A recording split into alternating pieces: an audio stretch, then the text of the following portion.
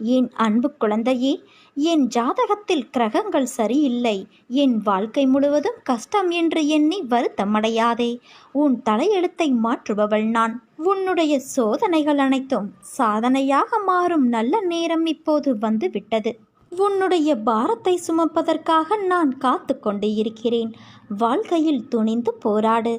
எந்த சூழ்நிலையிலும் யாரையும் வெறுத்து ஒதுக்க நினைக்காதே.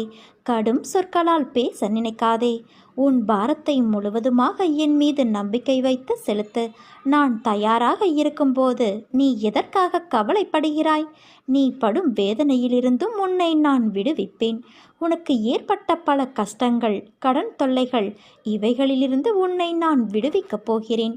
இதுவரை நீ நேர்முகமாகவும் மறைமுகமாகவும் நீ பட்டது எல்லாம் போதும். காலத்தின் கட்டாயம்.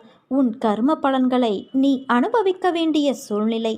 ஆனால் இப்போது அதிலிருந்து உன்னை நான் முழுவதுமாக விடுவித்து விட்டேன். மகிழ்ச்சியாக இரு. வாழ்க்கையில் நீ ஏற்றம் பெறுவாய். அனைத்திலும் வெற்றி பெறுவாய். நான் உன்னோடு இருக்கும்போது வீணாக அழாதே குழந்தையே. அழுதது போதும். எவரெவர் தூற்றினாரோ அவர் உன்னை பார்த்து பொறாமை கொள்ளும் காலம் வரப்போகிறது. நல்லதை மட்டும் நினை, நல்லதை மட்டும் பேசு. முடிந்தவரை உதவி செய். உன்னை உன் அன்னையான நான் ஒருபோதும் கைவிட மாட்டேன். உன்னை தாக்குவதற்கு யார் நினைத்தாலும் அவை அனைத்தும் என்னையே சேரும். வாழ்க்கையில் நீ செய்யும் காரியங்களை கவனமாக செய்ய வேண்டும். நீ ஒன்று நினைத்து இருப்பாய், ஆனால் அதை புரிந்தவர்கள் அதே கோணத்தில் அதே போலத்தான் புரிந்து கொண்டு இருப்பார்கள் என்பது இல்லை. என்றைக்கும் பேசுவதற்கு முன்பு கவனமாக யோசித்து பேசு. அந்த வார்த்தைகளின் கணக்கு உன் வாழ்க்கையின் கணக்கில் இரண்டாய் ஏற்படும் சூழல் உருவாகும். அந்த சொற்களுக்கு நீதான் பொறுப்பு. ஒரு முறை கூறிவிட்டால் அதை மாற்ற முடியாது. அதனால் பேசும்போது கவனமாக பேசு. வாழ்க்கையில் இறப்பு ஒன்றுதான் முடிவு என்று செய்யாதே. உன்னை சுற்றி 1000 துர்நாற்றங்கள் வீசலாம், ஆனால் அதை சகித்து போக சொல்லவில்லை. அதை எதிர்த்து உன்னால் மூச்சை நேராக சுவாசிக்க முடியும். வாழ்க்கையில்தான் லட்சியங்களும் பாதைகளுமே தவிர லட்சியங்கள் பாதைகள் வாழ்க்கையாகாது.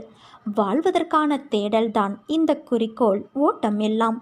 இதைதான் வாழ்க்கை என்றே என் பிள்ளைகள் நீங்கள் எண்ணுகிறார்களே. ஆத்மாவை காயப்படுத்தும் எந்த உரிமையும் மற்றொரு ஆத்மாவிற்கு இவ்வுலகில் கொடுக்கப்படவில்லை. அப்படி இருக்கையில் உன் ஆத்மாவை காயப்படுத்துவதற்கு காரணமான அனைத்தையும் நான் எப்படி பந்தாடுகிறேன் என்று பார். எல்லாவற்றையும் நிதானமாக யோசித்து முடிவு செய். பிறப்பதற்கு உன் அனுமதியை கேட்டு நான் உன்னை பிறக்கச் செய்யவில்லை. இறப்பது என்பதும் அப்படித்தான். நீயாக எதையும் எந்த முடிவுக்கும் வராதே. தாமதமானாலும் காலம் நியாயத்தை கொடுக்கும். அன்று உன்னை தாழ்வு பெற செய்தவர்கள் உன் உயர்நிலையை நிமிர்ந்து பார்க்க கூட முடியாத நிலையில் இருப்பார்கள். எல்லாம் நன்மைக்கே. விரைவில் புதிய அத்தியாயம் உன் வாழ்வில் நடைபெறும். நீ காத்து கொண்டு இரு. உனக்கு பிடித்த ஒன்றை நான் தரப்போகிறேன். விடியலுக்காக காத்திருக்கும் உன் வாழ்வில் சூரியனாய் வந்து நான் ஒளி ஏற்றுவேன். நல்லதோ கெட்டதோ அனைத்தையும் என்னிடம் விட்டுவிடு. எல்லாம் ஒரு நாள் மாறும். எதுவும் நிரந்தரமில்லை. நம் பூர்வ ஜென்ம பந்தமே உன்னை என்னிடம் சேர்த்துள்ளது. இது வெறும் வார்த்தை இல்லை, இது என் சத்திய வாக்கு. இன்று நான் உனக்கு ஒரு வாக்கு தருகிறேன். நீ எதிர்பார்த்த நல்லது நடக்கப் போகிறது. அதன் பிறகு நீ எனக்கு நன்றி சொல்வாய். இது நடக்கத்தான் போகிறது. நீ வேண்டுமானால் குறித்து வைத்துக்கொள். மனதில் ஏதேதோ கோரிக்கைகளை வைத்துக்கொண்டு என்னை நீ ஆராதிக்கின்றாய். ஆனால் அந்த கோரிக்கைகளின் நன்மை தீமைகள் உனக்கு தெரியாது. நிறைவேற வேண்டும் என்ற ஆவல் மட்டுமே உன்னிடம் இருக்கிறது. உனக்கு நன்மை பயக்கும் கோரிக்கைகளை நான் நிறைவேற்றுகிறேன். மீண்டும் உன்னில் மற்றொரு கோரிக்கை துளிர் விடுகிறது. அந்த கோரிக்கை நிறைவேறாத போது என்மேல் உனக்கு நம்பிக்கை குறைகிறது. சிறுவன் விளக்கை நோக்கி நகர்ந்து செல்கிறான். அதை தொட நினைக்கிறான். தாய் அந்த விஷயத்தை கவனித்து விளக்கை தூரமாக வைக்கின்றாள். சிறுவன் நடம் பிடித்து கோபமாக அழுகிறான். அந்த அழுகை தாய்க்கு இனிமையாகவே இருக்கும். உனக்கு நிறைவேறாத கோரிக்கைகளின் விஷயத்தில் கூட நான் தாய் போன்றவளே. தாய் குழந்தையை அரவணைத்து ஸ்தனத்தை தருகிறாள். அவ்விதமாகவே நான் உன்னை நேசிக்கின்றேன். எப்படி ஸ்தனங்களிலிருந்து பால் குழந்தையின் தொண்டையில் மிகவும் இரகசியமாக சப்தமில்லாமல் சேர்கிறதோ, உன்னிடம் என் அன்பு கூட அப்படியே இருக்கும். எனக்கு கேட்கும்படி சப்தமாக நீ என்னை அழைக்கின்றாய். நான் தெரியாமல் மிக ரகசியமாக உன்னிடம் வருகிறேன். ஒரு கணத்தில் உன் மனம் சபலமடைந்தால் நான் என்ன செய்ய முடியும்? குழந்தை மடி மீது இருந்தால் அல்லவா தாய் பாலூட்ட முடியும். அதற்கு பொறுமையும் மிக தேவை. ஒவ்வொரு நொடியும் நான் என் அன்னையை ஆராதிக்கின்றேன். என் அன்னையின் மேல் எனக்கு ஏராளமாக விசுவாசம் உள்ளது. அன்னையின் பூஜைகளை நான் தினந்தோறும் செய்கின்றேன். இருந்த போதிலும் துக்கமும் கஷ்டங்களும் வராமல் இருப்பது இல்லை. என் கர்மாவை நானே அனுபவிக்கும் போது இந்த அன்னையை ஆராதிப்பதால் என்ன பலன் இருக்கிறது என்ற பாவம் அடிக்கடி உனக்கு தோன்றுகிறது. அப்படி பார்ப்பதை நான் சரியென்று சொல்ல முடியாது. என் அனுகிரகத்தால் இந்த பிறவியில் நீ என்னை ஆராதிக்கின்றாய், என்னை ஸ்மரிக்கின்றாய். அப்படி என்னை ஸ்மரிக்கும் அவகாசம் உனக்கு கிடைத்ததே ஒரு யோகம். நீ இப்பிறவிக்கு சாட்சி. நான் உன் பூர்வ ஜென்மங்கள் அனைத்திற்கும் சாட்சி. உன் கடந்த பிறவிகள் தீவினைகளால் நிறைந்து கர்ம ராசிகள் குன்றுகளாக சேர்ந்து இருப்பதால் அவற்றை நான் குறையும்படி செய்ய வேண்டுமல்லவா? பூர்வ ஜென்மங்களின் உன் சம்ஸ்காரமே இந்த ஜென்மத்தில் சுக துக்கங்களாக வந்து கொண்டிருக்கும். அவற்றிற்கு நான் சாட்சி. இந்த கிரகத்தில் உனக்கு சுகம் கிடைப்பதில் சிறிது கால தாமதம் ஏற்படுகிறது. ஒன்றை மட்டும் நீ புரிந்து கொள். உன் செயல்கள் வெளிமுகமாக இருக்கிறது, ஆனால் என் செயல்களோ மறைமுகமாக இருக்கிறது. அதனால்தான் என்னுடைய லீலைகளை, நான் அளிக்கும் ஆத்மானந்த வைபவத்தை உன்னால் புரிந்து கொள்ள முடிவது இல்லை. மனசாந்தி இல்லாத இடம் என்ற ஒரு அங்குல இடம் கூட இவ்வுலகில் எங்கும் கிடையாது. உன் பாரத்தை என்மேல் வை. என் மீது உன் பார்வையை திருப்பு. என்னையே தியானி. நிச்சயமாய் நான் உனக்கு சாந்தியை அளிப்பேன். உனக்கு துன்பம் கொடுக்க யார் முயற்சித்தாலும் உனக்கு இன்பம் கொடுக்கவே நான் உனக்குள் வந்திருக்கிறேன். உன்னுடைய இன்பத்திற்கு ஒரு நல்ல தொடக்கமாக அமையப் போகிறது. துன்பத்திற்கு ஒரு முற்றுப்புள்ளியை நீ நேற்றே வைத்துவிட்டாய். கரும வினைகளை ஒரு புறம் சரி செய்து கொண்டே செய்யும் கடமைகளில் நீ வெற்றியும் பெறப்போகிறாய். நிச்சயம் மாற்றம் வரும் நாட்களில் உனக்கு தென்படப்போகிறது. நீ என் பிள்ளையாக நடந்து கொண்டு வருகிறாய். அமைதியாய் பொறுமையாய் இருக்கிறாய். ஆனாலும் சிலர் உன் பொறுமையை சோதிக்கும் வகையில் நடந்து கொள்கிறார்கள். உன் நல்ல குணத்தை இன்னும் அவர்கள் புரிந்து கொள்ளாமல் உன்னையே குற்றம் கூறுகிறார்கள்.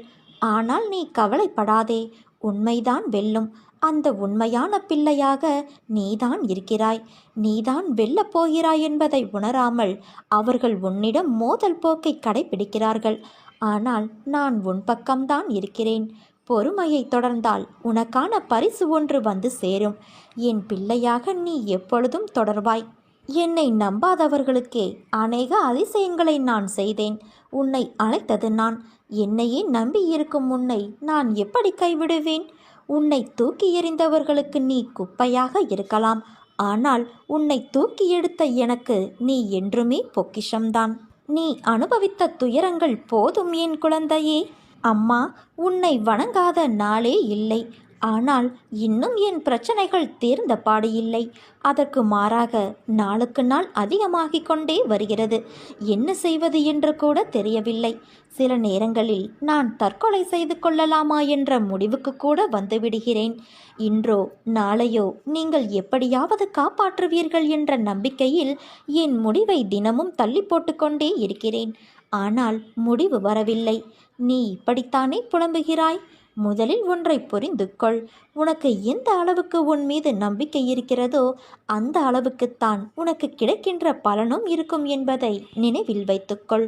செய்த புண்ணிய பாவத்திற்கு ஏற்ப நீ கர்மாவை அனுபவிக்கின்றாய். இப்போது அனுபவிக்கும் கஷ்டத்தை தாங்காமல் தவிக்கின்றாய். ஆனால் உன் துயரத்தில் பெரும் பகுதியை என் குழந்தைக்காக நான் அனுபவித்து கொண்டு இருக்கிறேன். மனதை அமைதியாக வைத்துக்கொள். உன் மனதில் எந்தவிதமான குழப்பங்களையும் அனுமதிக்காதே. இந்த நிலை வெகு விரைவில் மாறி உனக்கு வெற்றி கிட்டும். நான் கூறியது எதுவும் உன் வாழ்வில் நடக்காமல் இருக்காது. உன் உழைப்பு, அன்பு, மதிப்பு தெரியாத மனித மிருகங்கள் மத்தியில் அகப்பட்டு தவிக்கின்றாய். கவலை வேண்டாம். அங்கும் நான் உன்னோடு தான் இருக்கிறேன். நீ உன்னுடைய கடமையை செய். உன் உள்ளத்தில் எப்போது குழப்பம் வந்தாலும் நான் உள்ளிருக்கிறேன் என்பதை நினைத்துக்கொள். உன் குழப்பம் அனைத்தும் தீரும் காலம் வந்துவிட்டது. இனி வரப்போகும் காலம் உனக்கு ஜெயத்தை மட்டுமே கொடுக்கப் போகிறது. நீ சந்தோஷமாக இருப்பாய். இனி காலம் எல்லாம் மகிழ்ச்சியாக இருக்கும்.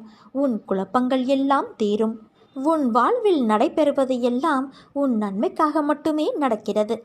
புதிய அத்தியாயம் உன் வாழ்வில் விரைவில் நடைபெறும். காத்து கொண்டு இரு. உனக்கு பிடித்த ஒன்றை உன் அன்னையான நான் உனக்கு தரப்போகிறேன். என் தங்கமே, துவண்டு போகும் சமயத்தில் யாரும் துணை இல்லை என்று கலங்காதே.